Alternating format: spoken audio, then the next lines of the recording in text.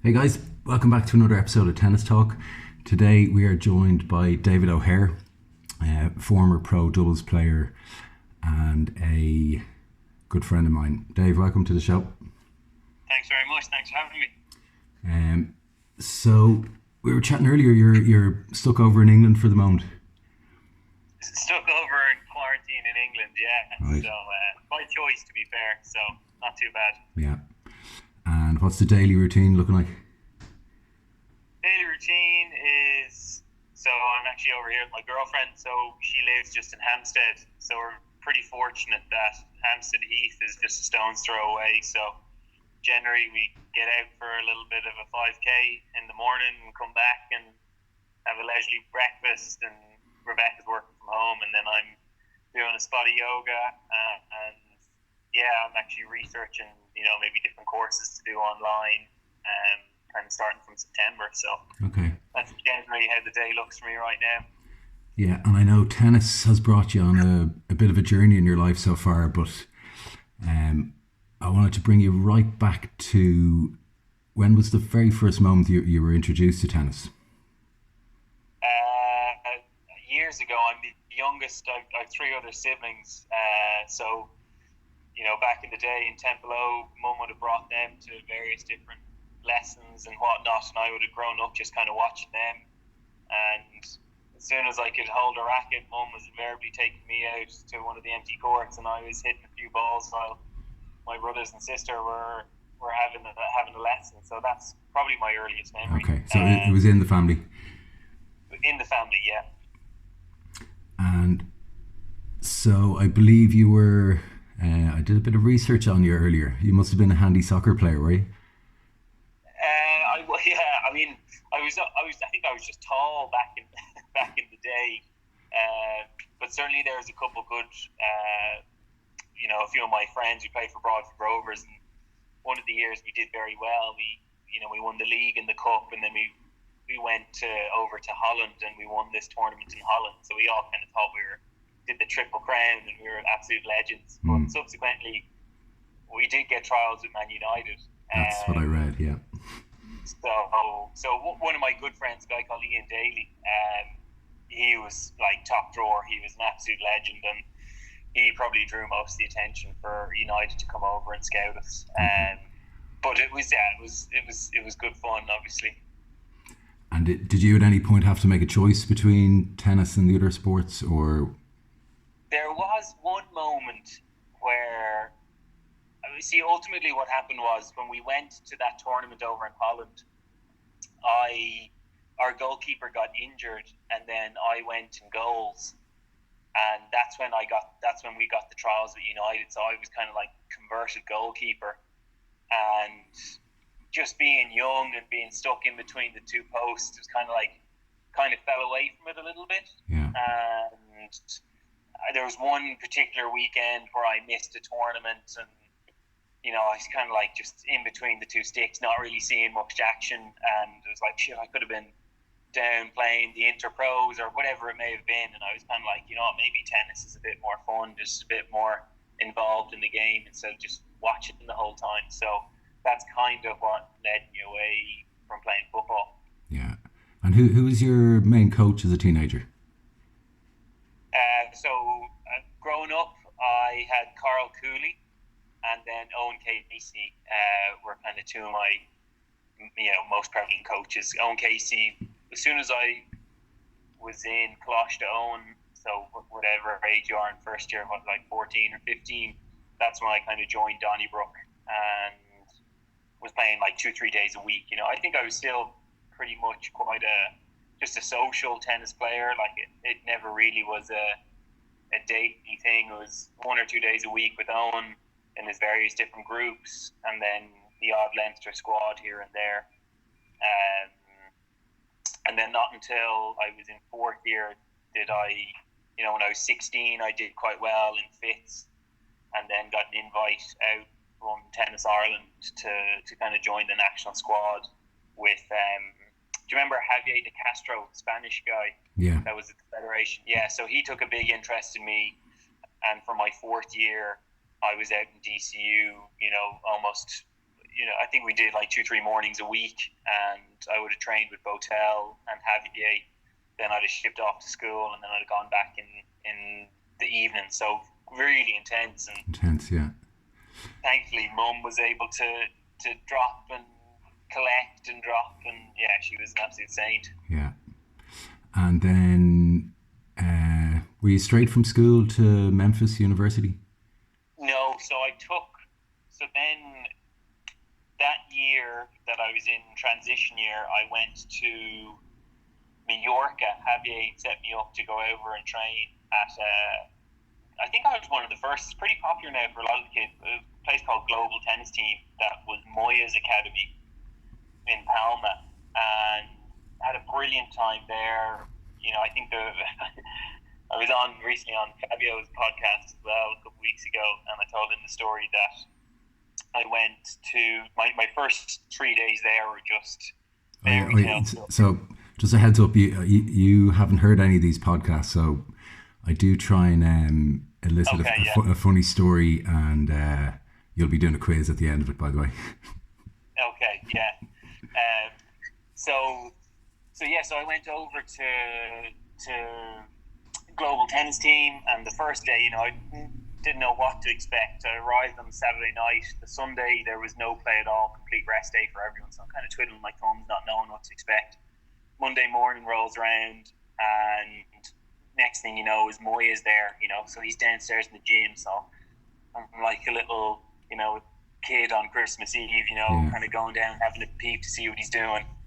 And next thing you know, we're going on court for 10 o'clock, and we're just having like a little half an hour warm up, and Moya's gone out for his run, and then he comes back in, and we're doing 2-on-1s with Moya. So I was like, geez, this is absolutely brilliant. So we do that Monday, Tuesday. Wednesday morning, Nadal and Moya are hitting on the courts. Like, that's how I wake up to, just Rafa. And that evening was that half clay court, half grass court match, the Battle of the Surfaces. Yeah. So I went to that because we obviously were with Moya, so all the kids in the academy got tickets to go and see that. So we were kind of just a fairy tale first week, and then at the end of my time there was the build up to the French Open, and Moya was going out with Panetta at the time, so I was hitting with her every day and just sparring with her before she went on to the French Open. And before leaving there, I had a bad fall on my wrist, and that actually had me injured for the best part of a year, really. Okay. So then basically I had this real urge to go and travel once I finished the leaving cert, and I trained over in Belgium with John Morrissey, who was, top 40, junior. Top 30 ITF. Yeah. And, as a result of training there and playing pro and winning qualies and futures, that's when Memphis and a few various different colleges got onto me. So at that time you had a year of grace from when you finished your exams to when you had to enroll in college, whereas right now that's actually not the case. You only have like a few months. So I was quite lucky in that sense. Yeah, I think that's something that a lot of the kids and the parents are not aware of, actually, and getting caught out on, because it is a bit of a thing to do. I did it, a lot of my friends did it just after leaving cert, take a year out, to just play a lot after the leaving cert year. Yeah, exactly. I mean, because it certainly put me on a bit more of a platform to have a few better results, and in my recruiting video to send out to all the coaches, just when you have the time to travel, because that's really what they're looking for now, is just results. Yeah. So to do that, if you're studying for the leaving nowadays, is quite hard. I know they're big into the UTR tournaments, but we don't really have many of them in Ireland. So it is tough to earn your worth and get a good scholarship by not having that year of grace. But if you take that year of grace now, then you lose a year eligibility, which is so it's tricky. A disaster. Yeah, absolutely. Okay. And then any particular reason why you chose Memphis? Was Mark Finnegan the coach at the time? So I had Mark Finnegan for 3 years at Memphis. And Memphis was one of the first schools that just straight away really showed an interest. Obviously, it helped a lot that Mark Finnegan was involved, so I knew I was going to be taken care of, and a little bit of a priority. It's easy to go to some of these big schools, and you won't really feature in the lineup and whatever else. But I knew having an Irishman over there, I'd be kind of well looked after. Yeah, and they really pitched it very well at the time. Memphis hosted the HP 500, and that was the longest running tour event in the States, and that was our home facility. So we had 10 indoor courts that got resurfaced every year for the tournament. We had 6 outdoor hard courts, and then 14 outdoor kind of green clay courts. So our facility was brilliant. Yeah. So we had our own little space in one of the effectively the country club, the Racquet Club of Memphis. So okay. And did Memphis get all the wild cards for that tournament, or some, or? So, yes, they got wild cards, not always into main draw, certainly every year into qualies. But if you really were a standout, then there was one Spanish guy that got a main draw wild card, and then Joe and I, our senior year, we got main draw wild card in doubles. Okay. And so Joe Salisbury is somebody I particularly wanted to ask you about. You obviously met him there. Yes, yeah. We roomed together freshman year. We shared a dorm room and spent all 4 years together. And just to give a bit of context to people about what we're about to talk about, Joe Salisbury won the Australian Open doubles just a couple of months ago. So you guys met there. I wanted to ask you, at what point, either in your teenage years or college years or even after, did you ever make a decision and say to yourself, look, I'm not going to make it in singles, but I think I can in doubles? Yeah, I feel like looking back in my career, I kind of just got to every obstacle and kind of stumbled over it. I never really thought I'd end up playing pro, and certainly in a lot of the coaches' eyes in Ireland, I wasn't the first choice with the national squad. You never would have thought that I'd have ended up, the highest ranked or anything like that. But, I got myself in a situation, and I put myself in a place to get a scholarship over to the States. Really enjoyed my time in the States, but really probably the biggest shift that happened was when I played Davis Cup. Joe and I were quite highly ranked in the collegiate ranking systems for doubles. I think we were 2 or 3 in the country, and as a result of that, Sam Barry had a bad hip and was injured, so he was a late withdrawal from Davis Cup, and then I got a last minute call up to play doubles with Kluski. So just had a brilliant experience playing Davis Cup, whereby Kluski and I lost in 5 sets to Max Mirny and Alexander Burry over in Minsk, and it was just brilliant. We actually had match point in the 4th set tiebreak. Yeah, I mean that's as good as a win for your confidence, I'd imagine. Yeah, hugely, because we had a pretty inexperienced team. Nyland had stopped, Sorensen had stopped at that stage, McGee was out, Sam was out, so we're missing a lot of our kind of top players, and obviously with Belarus having Max in the team, it brought, he's Olympic gold medalist, number 1 in the world at doubles, 17 in the world at singles, so he's somewhat a bit of sporting Hall of Fame over in Belarus, so the crowd was great, and even the media attention that we got. But we were getting slated in the media, especially after we lost the opening singles, and they're like, "Oh, do you really think you can extend this tie?" Because I had 0 points. Yeah. Bear in mind, because if you're in the States, you're deemed amateur. So I had no ranking points. So they presumed that I was going to be poor and nothing to stand up against Max. And I went out and played honestly one of the matches of my life. It was brilliant. I think we lost 6-4 in the fifth, but it was like 4.5 hours. Right. And it was brilliant match. And was there a little cohort of Irish fans going ballistic? There was a few, yeah. So a nice memory that I have with John Morrissey is we both capped that tie, so we were both debutants representing Ireland. And so my mum and dad were there, and John's parents were there, along with John's older brother Dan. So we had a few different people, but like a very, more or less the team, my parents, John's parents, and that was it. Like, Okay. but yeah, it was an amazing atmosphere. And then you played on and off with Joe after Memphis, is that right? Yeah. So we played after graduating. So 2 weeks after I played that Davis Cup tie, Joe and I got a wild card to play the Bryan brothers first round, and we lost to them narrowly.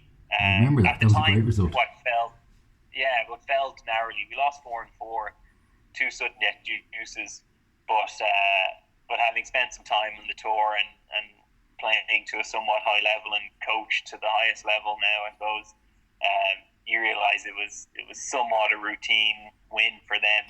But yeah, on paper it was 4-4 and we played good. You felt like we had 1 or 2 chances, but if we play them 10 times out of 10 back then, they're winning 8 or 9 times for sure.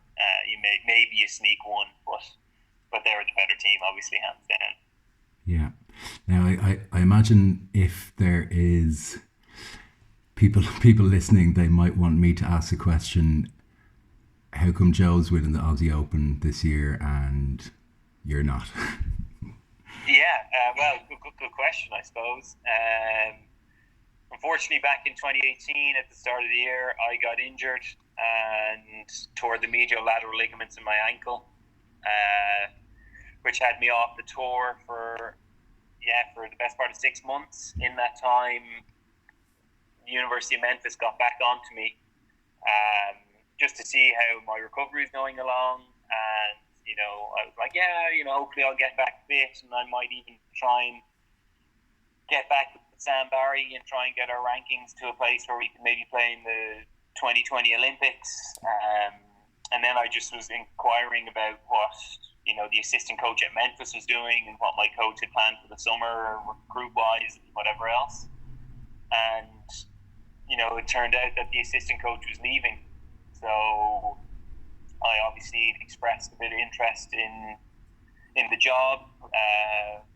So I kind of thought about it over the weekend, and with limited resources and funding to kind of keep me on the tour much longer, even at almost my career high, I think I was still only like 120 in the world when I decided to retire with my highest game from 117. So just the lack of funding and resources kind of took me from the tour, as well as I had a bit of a gammy ankle. So that's why I bowed out and ultimately wanted to end up as an assistant coach at Memphis. But unfortunately, that actually fell through, where the current coach didn't end up leaving. So I found it quite hard, having kind of put my eggs in to come off the tour and to put my eggs into the coaching basket, then all of a sudden for that to fall through, to pick back the rackets up and give it my all again, was quite hard. So that's why I haven't found a way back playing, and that's why Joe is top 5 in the world and Grand Slam champion. He persisted, and he's done fantastic. His climb has been brilliant, and he'll say himself he's very fortunate that he has the LTA do a great job with the support that they provide a lot of the top doubles guys and the guidance. Whereas for me, I kind of felt like, other than Kluski, there was no one really that's kind of done what we did, and no one reached the level that any of us wanted to reach. But I do think if I didn't get injured and I stayed playing with Joe, or I finished playing with Luke Bambridge, who's now top 50, doing very well, won several ATPs, made quarters of the US Open last year. So all my peers have gone on to do very well. So do you ever find that tough? I guess initially you kind of do, but and I wish I have the perspective that I have now, but really, it doesn't really matter that I don't have 2 digits beside my name instead of 3. I think my own personal journey through tennis, as well as people probably don't know how well I did to get to where I did. Now for once I can be proud of my own journey, and it's not like because ultimately I came to the game quite late in terms of I grew up on AstroTurf courts, a million miles away from getting to 117 in the world. So I wish I was prouder while I was there, because it's kind of like quick. You're only human, and you're quick to kind of think like, oh, there's still 116 guys ahead of me, and it's not good enough, and this and that. Whereas I wish kind of when I was 117, I was really content and happy with where I got. Of course, I wanted to get better and play slams and all that kind of stuff, but I don't really miss the lifestyle. It is quite tough, and it's just the set of scenarios. Unfortunately, I just didn't have the support and the funding to keep me going. That's the way it is. But would I be any happier if I had retired and I was 62 or 117? I don't think so. I think my own, as I reflect on it, I'm super proud to where what I achieved. I just maybe wish I got to that point while I was still playing, so I could kick on from there and kind of remain persistent instead of kind of almost be a little bit bitter that I didn't get much support and that I got injured and yada yada yada. Yeah, it must have been exciting though. I know you've been working with Joe Salisbury and Rajiv Ram over the last at least year or so. So it must be exciting sitting in the players' box at slams and the championships in London at the end of the year. I was really fortunate. So again, after I was kind of in limbo, once Memphis, the assistant coach at Memphis fell through, I went down to New Zealand and just was coaching down there a little bit, and then went back down at the start of last year. And Luke Bambridge, who I was playing with up until I got injured, only then realised that I was in Auckland and was looking for someone to travel with him for the year. So he reached out to me and flew me up to Melbourne for the Australian Open. So I kind of did Australian Open through till Wimbledon with Bambo. And then Rajiv actually took me aside during Queen's and was like, because Luke and Joe were supposed to be playing World Team Tennis, and for Rajiv to kind of take me aside and like, listen, what have you got planned while these boys are doing World Team Tennis? And I was like, listen, not much. So he expressed a bit of interest to travel with me, and for me, that was like a big confidence boost to have some of his caliber and prestige to approach me and be like, listen, would you like to do a few weeks here and there? And as a result of that, then I ended up kind of traveling with Joe and Rajiv until the O2 last year. So I was kind of they get to the final of that. They lost. No, they were 4th team, so they had a team ranking of 4 going into that, and then they lost in the semis. The quarters effectively, because they lost to Kubot Mello in the championship tiebreak. And had they have won that, then they would have gone on to the semis. Okay. One other thing I wanted to ask you, if you could give a talk to say, the Leinster squads under 14, under 16, would you say anything about, guys, some of you may need to be realistic. If you want to play pro, keep doubles in mind? Or what's your take on that? I really do think that it's a genuine, plausible route. You got to think that, you look at all the infrastructure that these foreign countries have, and just the match play and the level of competition. Like, that's really what's driving those, juniors forward, and they have role models, etc., to keep pushing them, and they get exposed and practice with these guys, so they can kind of have an understanding of what the top level is. Whereas for us in Ireland right now, a lot of the guys that they don't know what a top 100 ball feels like coming at them.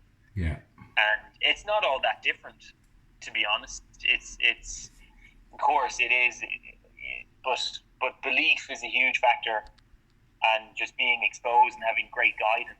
They're just churning them out in some of these countries where they've ex-pros heavily involved. And, imagine you look to your corner and you've got some former top 20 player kind of believing and trusting in you and giving his nuggets of knowledge.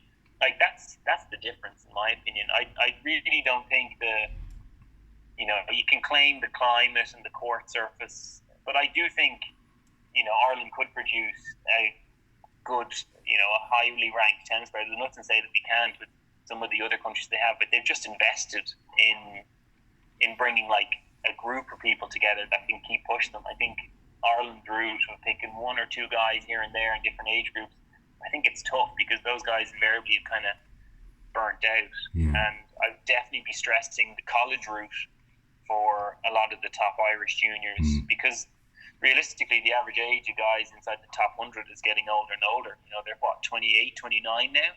Very few young gun, you like the exceptions like Felix Eliasim or Denis Shapovalov. Those guys, they're just rare breeds that are just sick, but they've got Nike funding them and supporting them. Like we have nothing like that investment behind us.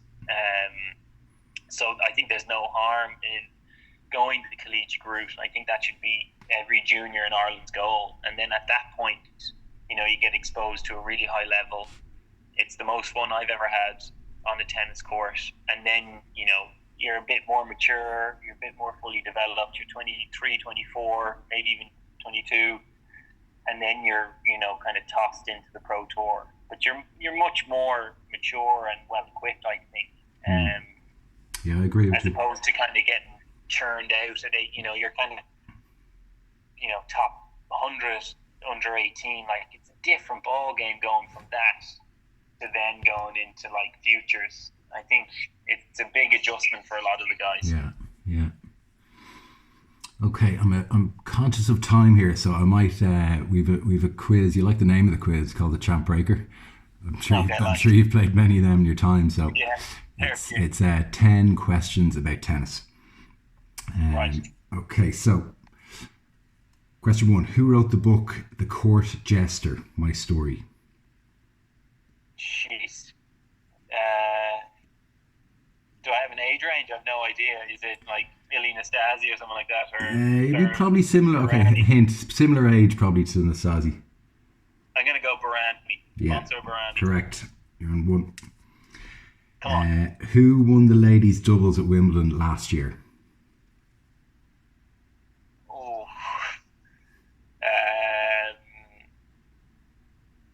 She's from Taipei. Shea and Stritova, was it? She was semis and singles too. Pronounce the first lady's name again. Shea. H-S-I-E-H. Shea. No. Suwei, S-U-W-I-E, and Strakova. Okay. Half a point. Is she from Taipei? I'm not 100% sure, to be honest. I'll check it out. Listen, if she's from Taipei, I'm taking a point. Okay, we'll revisit. What is the motto of Memphis University? Go Tigers, go. No, driven by doing. There you go. Okay, spell Filip Krajinovic.